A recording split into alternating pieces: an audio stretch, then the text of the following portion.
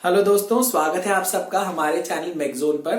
आज हम लोग अपना फिजिक्स का यहाँ पर एक चैप्टर कवर करेंगे जो है हमारा Archimedes principal and buoyant force के ऊपर।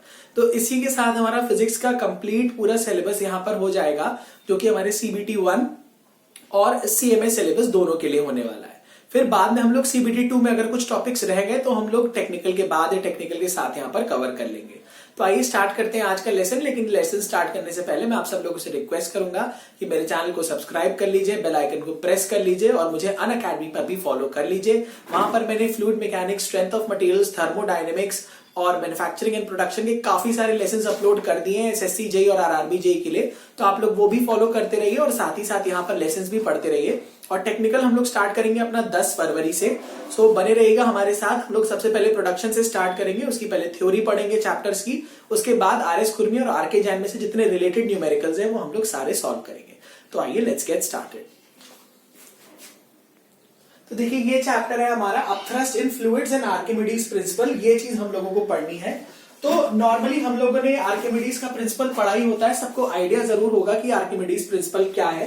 तो देखिए यहां पर ये कहा गया, जब भी किसी बॉडी को या तो कंप्लीटली, ठीक है, जब भी किसी बॉडी को या कंप्लीटली या पार्शियली हम किसी एक लिक्विड में सबमर्ज करेंगे, when a body is completely और partially submerged in a liquid, ठीक है, तो उस पर क्या होगा, उस बॉडी पर एक फोर्स लगेगा, और वो फोर्स कहां डायरेक्टेड होगा, अपवर्ड डायरेक्टेड होगा।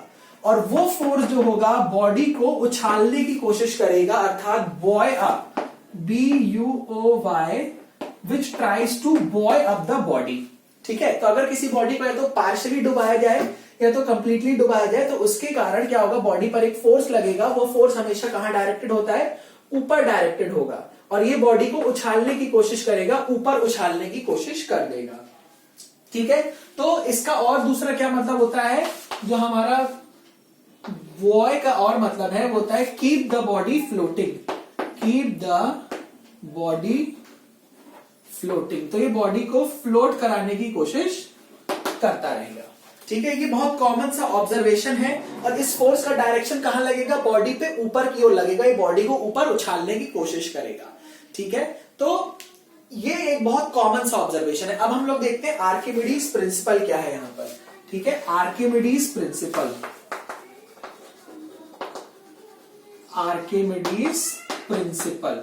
देखिए आर्किमिडीज के सिद्धांत की बात करें तो उसके पहले एक चीज हम लोग यहां पर ये समझेंगे। मान लीजिए मेरे पास एक पानी का टब है, ठीक है, मेरे पास एक पानी का टब है जिसमें मेरे पास यहाँ पानी भरा हुआ है। ठीक है, यहां पर मेरे पास पानी भरा हुआ है। मैंने एक ब्लॉक लिया, इस तरीके से पानी में डाला सच दैट आधा ऊपर है और आधा अंदर है। ठीक है, ये मेरा यहां तक ये पानी भरा हुआ है। ठीक है, ये मेरा पानी भरा हुआ है, ये ब्लॉक आधा अंदर है आधा ऊपर है। मैंने क्या किया, ये पूरा सेटअप उठा के रख दिया रेफ्रिजरेटर में रखने के बाद मैंने क्या किया, उसको जमा दिया। फ्रीज करने के बाद मैंने ब्लॉक को निकाल लिया। मैंने यहां से ब्लॉक को निकाल लिया। अब जब ब्लॉक को यहां से निकालेंगे तो इस तरीके की कुछ कैविटी बन जाएगी।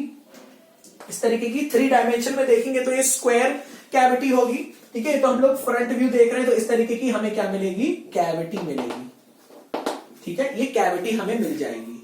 तो ये सिचुएशन क्लियर हो गया। अब देखिए यहां पर हम लोग देखते हैं कि आर्किमिडीज प्रिंसिपल ने क्या कहा।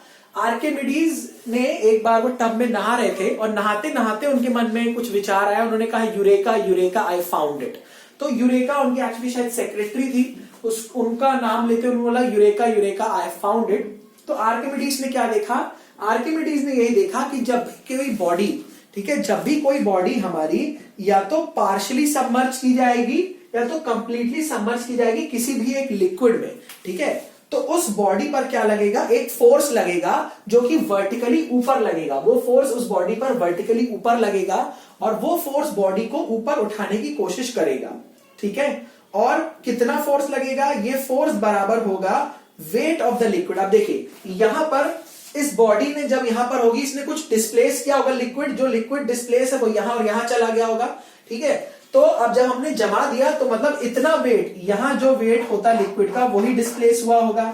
ठीक है, तो ये जो फोर्स ऊपर लग रहा है इसका जो मैग्नीट्यूड है, the magnitude of this force is equal to the weight of liquid displaced by the submerged part. इस फोर्स का जो मैग्नीट्यूड है किसके बराबर है, जितना लिक्विड का वेट बॉडी के सबमर्ज्ड पार्ट ने डिस्प्लेस किया होगा उसी के बराबर हो जाएगा यहां पर इसका मैग्नीट्यूड। तो मैं यहां पर लिख दूंगा magnitude of force, magnitude of buoyant force, ठीक है, magnitude of buoyant force is equals to weight of the liquid, weight of the liquid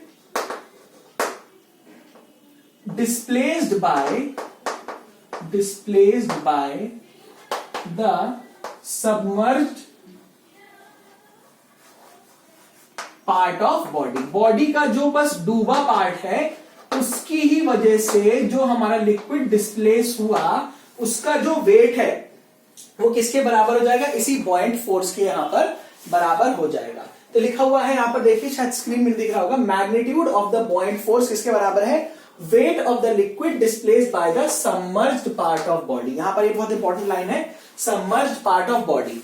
और देखिए ये जो हमारी कैविटी बनी, इस कैविटी का जो सेंटर है, इस कैविटी का जो सेंटर होगा, सेंटर आप देखेंगे ऊपर से तो इसका एक कोई सेंटर होगा, और यहां पर मैं लिख दे रहा हूं centre of cavity, centre of cavity is the centre of displaced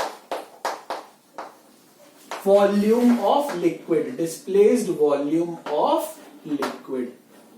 ठीक है, ये जितनी वॉल्यूम यहां पर इसने डिस्प्लेस करी होगी उसका जो सेंटर होगा उसी को हम क्या कह देते हैं, इसी को नाम दिया गया सेंटर ऑफ बॉयंसी। क्या नाम दिया गया, सेंटर ऑफ बॉयंसी। और जो हमारा बॉयंट फोर्स होता है वो हमारे सेंटर ऑफ बॉयंसी से ही लगता है। यहां ये भी लिख लेंगे, एफ क्या है, यहां पे एफ को मैंने क्या बोला, buoyant force, buoyant force acts through the,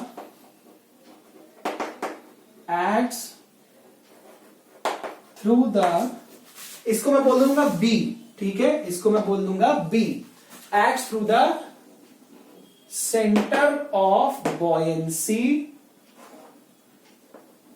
या लिख दूं सेंटर ऑफ बॉयंसी को मैं क्या कह दूं, centre of the displaced liquid, centre of the displaced liquid. ठीक है, ये हो गया मेरा सेंटर ऑफ बॉयंसी, और मेरा जो बॉयंट फोर्स है वो किसके थ्रू लगेगा, मेरे सेंटर ऑफ बॉयंसी के थ्रू ही वो फोर्स मेरा लग जाएगा। ठीक है, तो centre of buoyancy is that point through which the buoyant force is acting. ठीक है, तो यहां से मैं इस डायग्राम को फिर से बना देता हूं। देखिए ये हो गया मेरा सेंटर ऑफ बॉयंसी, बी हो गया, और यहां से एक्ट करेगा मेरा एफ बी। एफ बी मतलब बॉयंट फोर्स, मैं एफ बी लिख देता हूं, एफ बी का मतलब है बॉयंट फोर्स। ठीक है, तो मेरा बॉयंट फोर्स जो है वो मेरे सेंटर ऑफ बॉयंसी से एक्ट करेगा, सेंटर ऑफ बॉयंसी से ही मेरा फोर्स ये लगेगा। अब जो मेरी बॉडी का वेट है, जो मेरी बॉडी का वेट है वो है W, वो एक्ट कर रहा होगा नीचे। तो बॉडी का वेट मेरे नीचे एक्ट कर रहा है, सेंटर ऑफ मतलब बॉयंट फोर्स मेरा ऊपर लग रहा है। अब यहां से तीन कंडीशंस बन जाती हैं। अब यहां से तीन कंडीशंस बनेगी, हम लोग तीनों कंडीशंस को देखते हैं। ठीक है, तो देखिए यहां पर तीन कंडीशंस हो सकती हैं, यहां पर हमारी तीन कंडीशंस हो सकती हैं। एक तो मेरा एफ बी ऐसे लग रहा है और मेरा वेट ऐसे लग रहा होगा। ठीक है, ये तो हमें पता है। तो तीन कंडीशंस हो सकती हैं। पहला क्या है, अगर मेरा wait of the body is greater than the buoyant force हो जाए, अगर मेरा जो वेट ऑफ द बॉडी है वो बॉयंट फोर्स से एक्सीड कर जाएगा तो मेरी बॉडी क्या कर जाएगी, बॉडी सिंक्स डाउन, ये बॉडी यहां पर डूब जाएगी। ठीक, दूसरी कंडीशन देखिए, एफ बी ये जो बॉयंट फोर्स है ये ज्यादा हो जाए मेरे वेट से, तो उस केस में क्या होगा, body will float with part outside the liquid. ठीक है, तो यहां क्या हो जाएगा, बॉडी इस तरीके से तैरेगी कि इसका आधा पार्ट ऊपर होगा, आधा पार्ट डूबा होगा। Body will float with its part with its part outside the liquid, outside the, मतलब कुछ पार्ट बाहर होगा, कुछ पार्ट अंदर हो जाएगा। तीसरी कंडीशन क्या हो सकती है, जो वेट ऑफ द बॉडी है वो बॉइंट फोर्स के बराबर हो जाए।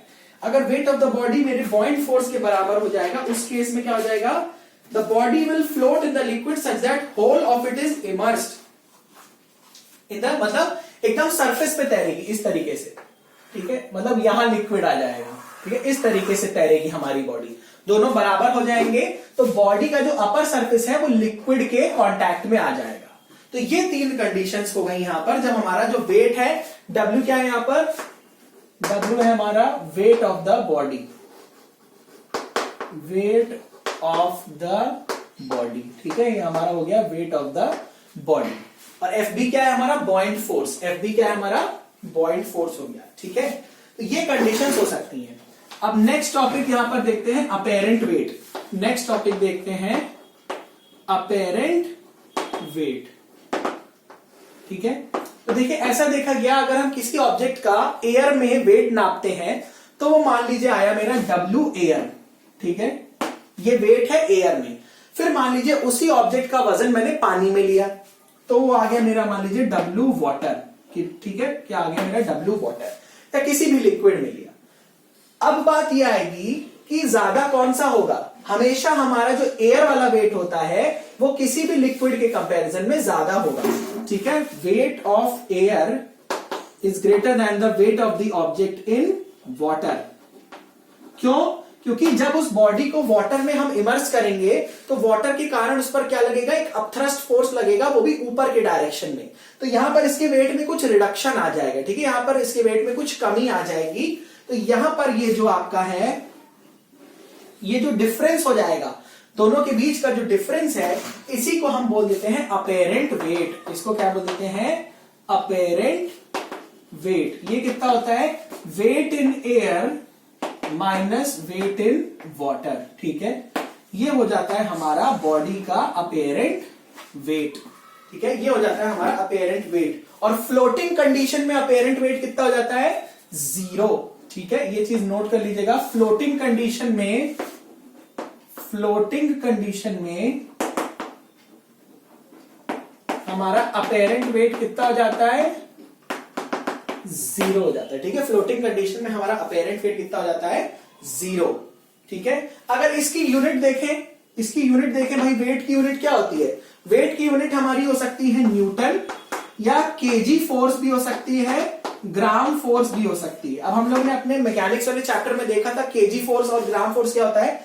तो केजी फोर्स क्या होता है, ये वो फोर्स है जिससे अर्थ किसी एक बॉडी को अपनी तरफ अट्रैक्ट करती है जिसका मास 1 kg है, ठीक है। 1 gf क्या होता है, 1 gf is the force with which the earth is attracting a body of mass 1 gram towards itself, ठीक है। और यहां से देखें तो 1 kgf कितना होता है, होता है 1 kg into acceleration due to gravity g, और 1 gf जो होता है 1 ग्राम इंटू g, ठीक है, ये हो जाता है मेरा।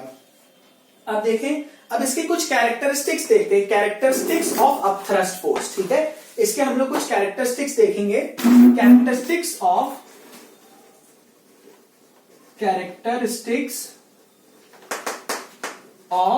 Upthrust force. अप मतलब ऊपर, थ्रस्ट मतलब फोर्स, ठीक है। तो यहां पर सबसे पहला जो हमारा कैरेक्टरिस्टिक है वो क्या है, पहला, ये जो हमारा बॉइंट फोर्स है या अपथ्रस्ट फोर्स है, ये डायरेक्टली प्रोपोर्शनल होगा किसके, ये डायरेक्टली प्रोपोर्शनल होगा हमारी वॉल्यूम ऑफ द बॉडी जो कि सबमर्ज्ड होगी, ठीक है। जितनी ज्यादा वॉल्यूम हमारी बॉडी की सबमर्ज्ड होगी उतना ही ज्यादा हमारा बॉइंट फोर्स लगेगा, ठीक है।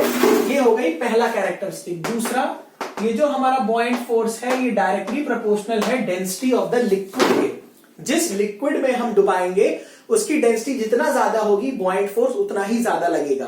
तो मतलब अगर वाटर और हनी या वाटर और मरकरी में कंपैरिजन करें तो अपथ्रस्ट हमारा डेफिनेट सी बात है मरकरी या हनी में ज्यादा आएगा क्योंकि वहां पर हमारी डेंसिटी ज्यादा है, ठीक है।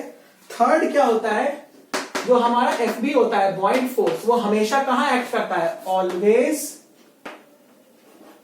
एक्ट्स अपवर्ड थ्रू, कहां से एक्ट करेगा, through the centre of buoyancy, through the centre of buoyancy. और मैंने आपको बताया कि सेंटर ऑफ बॉयंसी हमारा क्या होता है, ठीक है।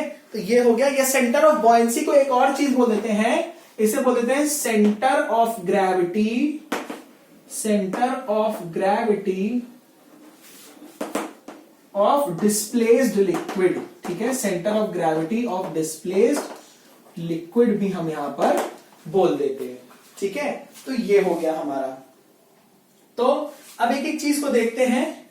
जितना ज्यादा वॉल्यूम सबमर्ज्ड होगा, जैसे मान लीजिए मैं दो कंडीशंस बनाऊं, वाटर भरा हुआ है, दोनों में मेरा वाटर है, ठीक है। सेम बॉडी है, दोनों में मेरा वाटर है, सेम मेरी बॉडी है। एक में मान लीजिए मेरी बॉडी इस तरीके से है, मतलब कुछ पार्ट इतना वॉल्यूम सबमर्ज है, जितना मेरा वॉल्यूम सबमर्ज्ड है उसको मैं दूसरे कलर से यहां पर दिखा दे रहा हूं, इतना वॉल्यूम मेरा सबमर्ज्ड है, ठीक है। ये this is the submerged volume, ठीक है। ये हो गया मेरा सबमर्ज्ड वॉल्यूम। अब यहां की बात करें तो यहां मेरा इतना वॉल्यूम सबमर्ज्ड है, ठीक है। यहां पर मेरा ज्यादा वॉल्यूम सबमर्ज्ड हो गया, ठीक है। यहां पर मेरा ज्यादा वॉल्यूम सबमर्ज्ड हो गया। तो जहां पर मेरा वॉल्यूम ज्यादा सबमर्ज्ड है वहां पर मेरा बॉइंट फोर्स क्या लगेगा। मान लीजिए यहां FB2 है, यहां मेरा FB1 है। तो जहां मेरी वॉल्यूम ज्यादा सबमर्ज्ड है वहां पर मेरा बॉइंट फोर्स ज्यादा लगेगा, मतलब मेरा FB जो 2 है, ठीक है, वो मेरा किससे होगा, यहां मेरी ज्यादा वॉल्यूम सबमर्ज है, FB2 is greater than FB1। तो यहां पर कम वॉल्यूम सबमर्ज है, यहां पर ज्यादा वॉल्यूम सबमर्ज है, बॉडी मेरी सेम है, ठीक है। तो डिपेंड करेगा किसकी वॉल्यूम ज्यादा है, उसी पर हमारा बॉइंट फोर्स ज्यादा लग जाएगा। अब सेकंड पॉइंट देखिए, डेंसिटी की बात करें तो जैसे मान लीजिए अगर मैं कंपेयर करूं डेंसिटी ऑफ वाटर और डेंसिटी ऑफ मरकरी, तो डेफिनेट सी बात है आपकी डेंसिटी ऑफ मरकरी ज्यादा है। तो जिसकी डेंसिटी ज्यादा होगी तो जब आप उसमें अपने लिक्विड को डुबाने की कोशिश करोगे तो मुश्किल होगी, क्योंकि वो ज्यादा थ्रस्ट लगाएगा और ऊपर फेंक देगा।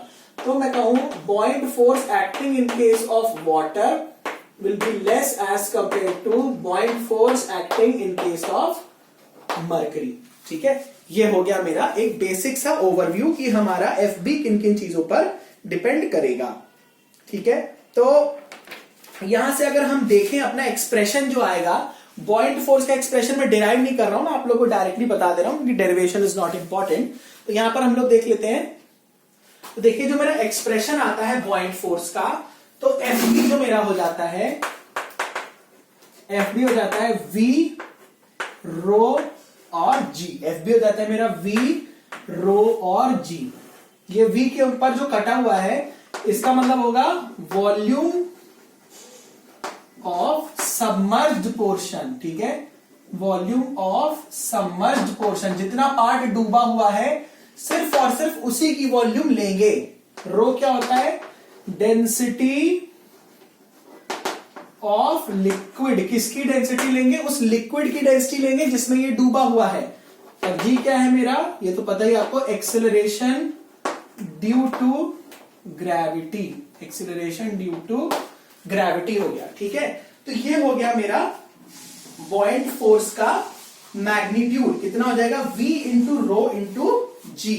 तो V रो G हो गया मेरा, ठीक है। और ये क्या होता है, this is nothing but wait of the liquid displaced, wait of the liquid displaced bye submerged part. इसको मैं लिख दे रहा हूं, submerged part, submerged part of body. Body के सबमर्ज्ड पार्ट द्वारा ही जितना लिक्विड डिस्प्लेस किया जाएगा वही क्या हो जाता है, उसी का मैग्नीट्यूड जो है वो होता है मेरा बॉइंट फोर्स, ठीक है। अब इसमें नेक्स्ट टॉपिक देखते हैं flotation, floating and sinking. Next topic देखते हैं floating and sinking of bodies. Bodies कब हमारी फ्लोट करेंगी और कब हमारी सिंक कर जाएंगी किसी पर्टिकुलर लिक्विड में, ठीक है। मान लीजिए मेरी कोई बॉडी है जिसकी डेंसिटी है रो बी। रो बी क्या है, डेंसिटी ऑफ बॉडी, लिख दे रहा हूं डेंसिटी ऑफ बॉडी, और रो एल क्या है, डेंसिटी ऑफ लिक्विड जिसमें ये तैर रही है, सबमर्ज्ड है। तो डेंसिटी ऑफ लिक्विड जिसमें हमारी बॉडी सबमर्ज्ड है, ठीक है। तो फ्लोटिंग कंडीशन के लिए क्या होगा, फ्लोटिंग कंडीशन में आपकी density of body should be less than और equal to density of liquid होना चाहिए, तब ये क्या करेगी, इसमें तैरेगी। लेकिन अगर आपकी डेंसिटी ऑफ बॉडी ज्यादा हो गई as compare to density of liquid, तो बॉडी विल सिंक। ये क्या हो जाएगी, बॉडी विल सिंक, बॉडी हमारी डूब जाएगी, बॉडी हमारी तैरेगी नहीं, उसमें सिंक कर जाएगी। और यहां ये भी हम कह सकते हैं कि इस पर्टिकुलर केस में जो बॉडी का वेट होगा वो 0.4 से एक्सीड कर जाएगा, ठीक है। बॉडी का वेट हमारा इसके 0.4 से एक्सीड कर जाएगा, इसलिए बॉडी हमारी डूब भी सकती है, ठीक है। तो ये हो गए। अब एक क्वेश्चन आता है, तो बहुत बचपन में हम लोग से पूछा जाता है, ठीक है, बहुत बचपन में हम लोग इस क्वेश्चन को करते हैं कि एक आयरन की एक कील जो होती है, एक आयरन नेल जो होती है, वो तो डूब जाती है, लेकिन आयरन की शिप तैरती है, ठीक है। यहां से मैं क्वेश्चन लिख देता हूं, an iron nail sinks in water but an iron ship floats in it। Iron की शिप क्या होती है, इस पे फ्लोट करती है। क्या रीजन होता है, देखिए दोनों तो आयरन से बने हैं हमारे, ठीक है, दोनों ही चीजें आयरन से बनी है, लेकिन हमारी शिप क्या है, वो तैर जाती है और आयरन की कील तैर नहीं पाती। तो इसका क्या रीजन है, हमारी जो शिप है, ठीक है, वो मोस्टली हॉलो होती है, mostly hollow from within, hollow from within, ठीक है। ये हमारी हॉलो होती है फ्रॉम विदिन, तो इसकी वॉल्यूम क्या हो जाती है, बहुत लार्ज, वॉल्यूम बहुत लार्ज हो जाती है, तो इसकी एवरेज जो डेंसिटी है, एवरेज डेंसिटी इसकी काफी कम हो जाती है, ठीक है, इसकी एवरेज डेंसिटी काफी कम हो जाती है और पानी की डेंसिटी से भी कम हो जाती है। Average density decreases and is even lesser than the density of water. कितनी होती है डेंसिटी ऑफ वाटर, 4 डिग्री पर कितनी लेते हैं, 1000 kg पर मीटर क्यूब, 1000 kg पर मीटर क्यूब। ऑलराइट, ये है 1000 kg पर मीटर क्यूब। सो हमारी शिप क्या होगी, सो शिप फ्लोट्स। बट अगर हम आयरन नेल की बात करें, कील की बात करें, सो कील जो है वो हॉलो तो है नहीं, वो सॉलिड है। तो उसके केस में जो आयरन की डेंसिटी है, आयरन की नेल में जो आयरन की डेंसिटी है, वो आपके पानी से ज्यादा हो जाती है, इसलिए आपकी कील डूब जाएगी, लेकिन आपकी शिप क्या होगी, यहां पर शिप हमारी नहीं डूबेगी, ठीक है। अब यहां पर एक छोटा सा टॉपिक है, फ्लोटेशन, ठीक है, फ्लोटेशन, ठीक है। मान लीजिए ये मेरी ऐसी कोई सिलेंड्रिकल बॉडी है, ठीक है, ये मेरी इस तरीके से कोई सिलेंड्रिकल बॉडी है और ये मेरा लिक्विड लेवल है, ठीक है, ये मेरा लिक्विड लेवल है, ये, ठीक है, ये इतनी डूबी हुई है। मान लेते हैं इस बॉडी की पूरी जो हाइट है, बॉडी की जो पूरी हाइट है वो है कैपिटल H, बॉडी की पूरी हाइट है कैपिटल H, और जितना ये डूबी हुई है, ये जितना सबमर्ज पार्ट है उसकी हाइट है स्मॉल h, ठीक है। लिक्विड जो है उसकी मेरी डेंसिटी है रो एल और बॉडी की डेंसिटी है रो बी। क्या है, लिक्विड की डेंसिटी है रो एल, बॉडी की डेंसिटी है रो बी। तो यहां पर क्या हो जाएगा, फ्लोटिंग कंडीशन के लिए क्या हो जाएगा, rho of the liquid multiplied by कितनी हाइट डूबा है, that is equal to rho of the body multiplied by the total height of body, ठीक है। तो ये हो जाएगी आपकी फ्लोटिंग बॉडी की कंडीशंस, ठीक है। This will be the condition for floating body, ठीक है। अब यहां से देखिए प्रिंसिपल ऑफ फ्लोटेशन, अब हम लोग देखेंगे इसका प्रिंसिपल क्या है फ्लोटेशन का, ठीक है। देखिए प्रिंसिपल ऑफ फ्लोटेशन क्या कहता है कि body floating in a liquid, the weight of the body must be balanced by the buoyant force. तो हमारी जो फ्लोटिंग कंडीशन है, फ्लोटिंग प्रिंसिपल क्या कहता है, फ्लोटिंग, ठीक है, फ्लोटिंग प्रिंसिपल क्या कहता है कि the weight of the body must be balance by the buoyant force. जो बॉडी का वेट है वो हमारा बॉयंट फोर्स के द्वारा बैलेंस हो जाना चाहिए। Wait of the body must be balanced by the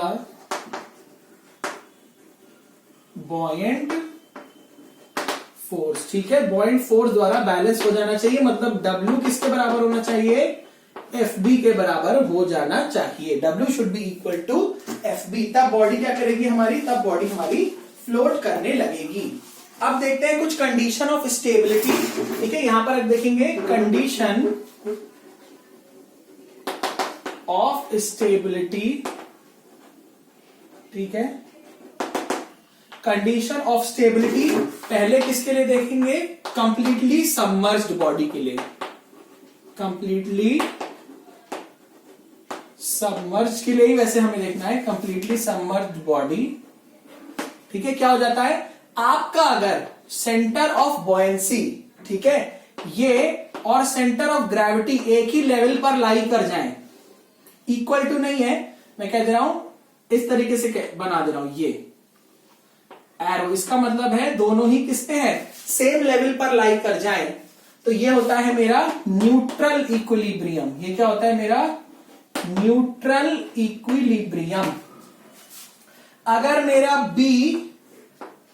मेरा सेंटर ऑफ बॉयंसी ऊपर हो जाए और G नीचे हो जाए, ये समझ रहे हैं, सेंटर ऑफ बॉयंसी ऊपर G नीचे, तो इसको कह देते हैं स्टेबल इक्विलिब्रियम। Stable equilibrium. लेकिन अगर मेरा G B से ऊपर हो जाए तो इसको क्या कह देते हैं, ये हो जाएगा मेरा अनस्टेबल इक्विलिब्रियम। ये क्या हो जाएगा मेरा अनस्टेबल इक्विलिब्रियम। ठीक है, ये हो जाएगा मेरा अनस्टेबल इक्विलिब्रियम। जैसे बात करें हमारे हिटमी टॉय की, ठीक है, हिटमी टॉय सब लोगों ने देखा होगा। हिटमी टॉय की बात करें, जो हमारा हिटमी टॉय होता है उसके बेस पर क्या डाल देते हैं, सैंड डाल देते हैं बहुत सारी। ठीक है, ये हमारा हिटमी टॉय है, ठीक है, इसके बेस पर क्या डाल देते हैं, बहुत सारी सैंड डाल देते हैं। तो सैंड हम डाल देंगे और ये आपका कंप्लीटली सबमर्ज है, किसमें सबमर्ज है, एयर में। ये हमारा एयर में कंप्लीटली सबमर्ज है। तो सेंटर ऑफ ग्रेविटी कहां जाता है, ये आ जाता है, इसका वेट यहां से एक्ट कर रहा है, तो G यहां पर आ गया। ठीक है, G यहां आ गया, लेकिन जो मेरा सेंटर ऑफ बॉयंसी है वो लगभग ऊपर आ जाता है।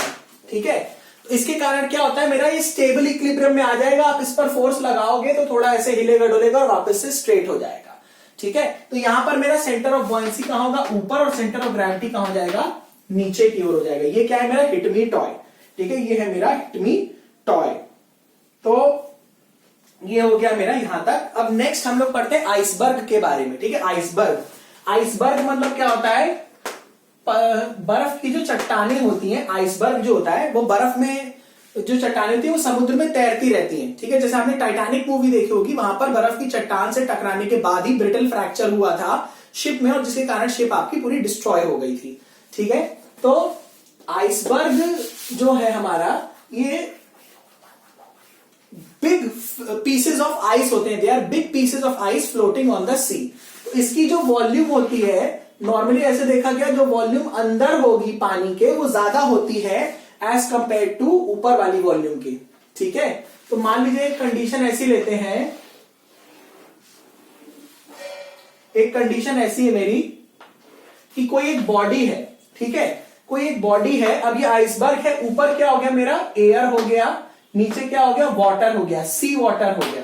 ठीक है, मान लीजिए हमारे यहां की डेंसिटी है, बॉडी की डेंसिटी है ρ1। क्या है मेरी बॉडी की डेंसिटी, ρ1। ऊपर की डेंसिटी है ρ2, एयर की डेंसिटी है ρ2, सी वाटर की डेंसिटी है ρ3। अब मुझे ये पूछा गया कितना पार्ट अंदर होगा। ठीक है, कितना पार्ट अंदर होगा, तो कितना पार्ट अंदर होगा मैं कैसे बताऊंगा, यहां पर द पार्ट सबमर्ज्ड, अगर मैं कहूं सबमर्ज्ड वॉल्यूम, सबमर्ज्ड वॉल्यूम, तो सबमर्ज्ड वॉल्यूम कैसे निकालूंगा, यहां पर देखिए सबमर्ज्ड वॉल्यूम मेरा हो जाएगा, तो मेरा यहां पर सबमर्ज्ड वॉल्यूम हो जाएगा ρ1 माइनस ρ2 अपॉन ρ3 माइनस ρ2। ठीक है, ρ1 माइनस ρ2 अपॉन ρ3 माइनस ρ2, ये हो जाएगा मेरा क्या, सबमर्ज्ड वॉल्यूम। कितना वॉल्यूम मेरा पानी के अंदर है। अब मान लीजिए मुझसे पूछा जाए volume above the surface of water, ये वाली वॉल्यूम बताएं, तो क्या करेंगे, टोटल वॉल्यूम में से सबमर्ज्ड वॉल्यूम को सब्सट्रैक्ट कर देंगे। ठीक है, टोटल वॉल्यूम में से सबमर्ज्ड वॉल्यूम को क्या कर देंगे, सब्सट्रैक्ट कर देंगे, तो मेरा क्या निकल आएगा, वो पोर्शन निकल आएगा जो मेरा यहाँ पानी के ऊपर हो गया। ठीक है, तो ये हो गया मेरा यहां पर ऐसी कंडीशन हम लोग कैसे कैलकुलेट करेंगे। तो इसी के साथ हमारा ये वाला मॉड्यूल यहीं पर फिनिश होता है। एक मॉड्यूल इसमें हम लोग और कवर करेंगे जहां पर हम लोग आर्किमिडीज प्रिंसिपल का एंड कर देंगे। तो thank you so much for watching, और प्लीज चैनल को सब्सक्राइब कर लीजिए, बेल आइकन को प्रेस कर लीजिए, और मुझे अनअकैडमी के प्लेटफॉर्म पर भी जरूर से फॉलो कर लीजिएगा। Thank you so much.